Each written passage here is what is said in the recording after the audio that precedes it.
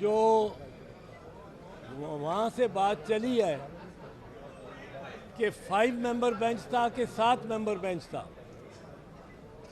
Bench जिसने ये election कराने का हुक्म दिया है वो 5 मेंबर बेंच था कि 7 मेंबर बेंच था।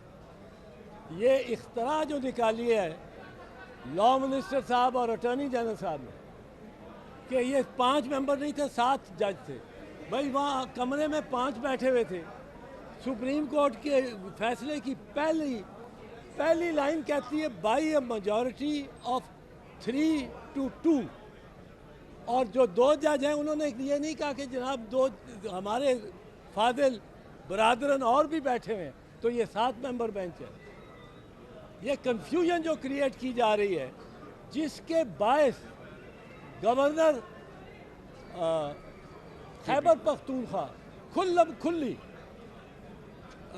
तौहीन अदालत कर रहा है कि उस पर तो ये वाजिब था, लाजिम था कि where the governor himself dissolves the assembly he shall appoint a date not later than 90 days, not later than 90 days. ये नहीं कहा कि within 90 days, not later than 90 days to for the holding of the election. अब उसके बाद भी tight रखा हुआ है। टाइट क्या रखा है कि आगे कहा है कि parliament shall meet on the 21st day, shall meet on the 21st day after the election unless sooner called by the president. यानी 21 दिन से ज़्यादा नहीं हो सकते। 90 दिन जमा 21 दिन, 111वें दिन ये निगरान बिल्कुल ख़त्म हो जाएगी इनका इख्तियार। कोई हुकूमत नहीं रहेगी पंजाब या खैबर पख्तूनख्वा में। और जो गवर्नर तो पख्तूनख्वा इसका इसकी कोशिश, जिनकी कोशिश है कि ये तूल पकड़े 90 दिन वाला, वो भी तौहीन सुप्रीम कोर्ट कर रहे हैं। 5 जजेस का बेंच था। हतमी तौर पे हम ये बताना चाहते हैं। इस पे मैं एक चीज़ और आपको अर्ज कर दूं, ये मेरी बात गौर से सुनो। नून लीग के मतवालों की निगाह में दुरुस्त तौर पे मियां नवाज शरीफ और मरियम नवाज शरीफ उनकी रेड लाइन है। उनको कुछ आंच भी आती है तो नून लीग के साथ हम भी होंगे और हम दुआ गो हैं उनकी ज़िंदगियों की। मेरे लिए बतौर पीपल्स पार्टी इसी तरह रेड लाइंस हैं अराउंड चेयरमैन बिलावल और प्रेसिडेंट आसिफ अली जरदारी। इनको कुछ हुआ तो वो सारा माहौल फिर हमारे काबू में शायद ना रहे। इसी तरह इमरान खान के इर्द गिर्द एक रेड लाइन है। ये जो शिबली या उसके दूसरे साथी इमरान खान के कहते हैं कि हमारे लिए रेड लाइन है इमरान खान, और मौलाना फजल रहमान के भी रेड लाइन है उसके मतवालों की। एक मैं अर्ज करना चाहता हूँ, जो साजिशें अब हो रही हैं वो चीफ जस्टिस ऑफ पाकिस्तान के खिलाफ हो रही है। मैं पाकिस्तान के वकला की जानिब से ये उनका दर्द जानते हुए अर्ज करना चाहता हूँ कि चीफ जस्टिस ऑफ पाकिस्तान हमारी रेड लाइन है। उसके खिलाफ साजिशें हुई। उसके फैसले को, ये जो फैसला आया है जिसके तहत इलेक्शन पंजाब का हो रहा है, इसको कुछ डाइल्यूट करने की कोशिश की गई। इलेक्शंस को किसी बहाने 90 दिन से ज़्यादा करने की कोशिश की गई। जो महकमा करेगा कि हम पैसे नहीं दे सकते, जो महकमा करेगा कि मैं रेंजर्स नहीं दे सकता, जो महकमा करेगा मैं कोई अपनी सर्विसेज नहीं दे सकता, वो महकमा तौहीन अदालत कर रहा होगा। और ये तौहीन सुप्रीम कोर्ट है। और मैं शहबाज शरीफ साहब को मुअद्दबाना अर्ज करना चाहता हूँ। हम समझते हैं कि नवाज शरीफ और मरियम को अगर खुदा न खास्ता कुछ हुआ तो इस मुल्क में माशरे को संभालना बड़ा मुश्किल होगा। हम उनकी ज़िंदगियों के दुआगो हैं। इसी तरह आप सब बिलावल और आसिफ जरदारी, मौलाना फजल रहमान और इमरान खान, और अब मैं ऐड करना चाहता हूँ, बताना चाहता हूँ कि चीफ जस्टिस ऑफ पाकिस्तान भी हमारी रेड लाइन है। फिर वकला क्या करेंगे, फिर एक 2007 वाली मूवमेंट शुरू होगी, क्या होगा ये वक्त ही बताएगा, पर वो हमारी रेड लाइन है।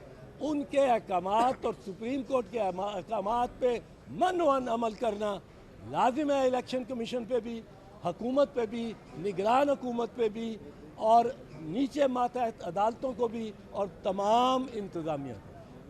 अच्छा रज़ा साहब बताइएगा कि इस वक्त जो सूरत हाल है वो आप क्या कहते हैं कि किसकी माँ पर हो रही है? निगरान हुकूमत जो है वो मौक़िफ़ नहीं दे रही, वज़ीर कानून जो है वो फ़ौरन प्रेस कॉन्फ्रेंस करके जो है वो सारी सूरत हाल पर बात करते हैं, तो कौन हुकूमत कौन कर रहा है पंजाब में?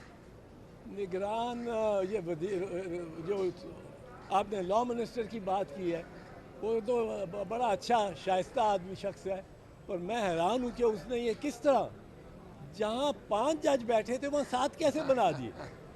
किसी ने देखा, किसी कैमरे की आंख ने देखा, वहाँ 2 दिन बहस होती रही, तो वो 7 जज थे, वो 2 दूसरे जजों की रूहें साथ बैठी हुई थी, हमें तो नज़र नहीं आए। हमने तो किसी को नहीं, कोई नहीं मिला जो उस बेंच की, वो रिकॉन्स्टिट्यूटेड बेंच था, यानी री नोटिफाइड बेंच था, उस पर कोई एतराज़ 5 मेंबर्स ने कोई नहीं किया। वो जो एतराज़ था ये उसकी वजह से चीफ जस्टिस ऑफ पाकिस्तान को, जो उस बेंच के सरबराह थे, उनके ख़िलाफ़ अब साजिशें शुरू हो गई हैं कि इनको किसी तरह, आपको ऑडियो टेप भी लाएंगे। ऑडियो टेप मैन्युफैक्चर किस तरह होती हैं वो आपने देखा, जो साकिब निसार साहब की उन्होंने दी ऑडियो टेप, वो 4 घंटे के अंदर अंदर जो ये थे, एक चैनल था समा टीवी, 4 घंटे के अंदर अंदर उन्हें कट एंड पेस्ट जॉब निकाल के सारा सामने कर दी। ये मैन्युफैक्चर हो रही हैं। मैन्युफैक्चर कहाँ हो रही हैं? ये एक ही अभी तक सियासतदान ने क्लेम किया है कि मेरे पास और भी मटीरियल है बहुत कुछ, एक ही ने किया है, हमारे पास तो नहीं है, हम तो नहीं ऐसी चीज़ें बनाते, पर ये बन रही हैं। अब चीफ जस्टिस को इस तरह की थ्रेट्स दी जा रही हैं।